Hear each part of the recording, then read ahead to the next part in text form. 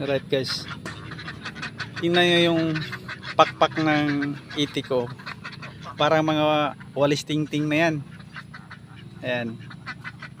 Ayan siya, tingnan mo. Parang walis tingting na yan. Pero ang itlog pa rin yan sila.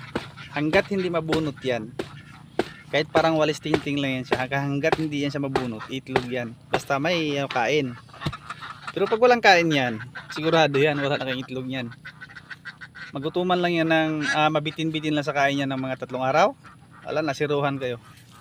Pero pag ganyan siya na kahit magwalis tingting na yan siya, basta laging busog yan, itlog pa rin yan sila.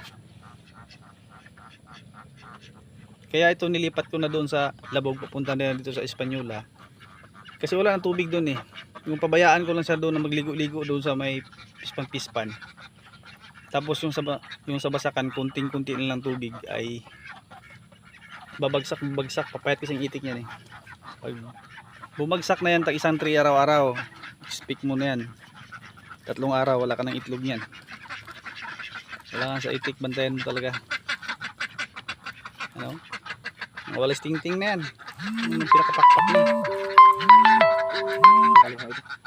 Oh, ikahig mo dito papunta. Tandahan lang. So hindi sila magulat.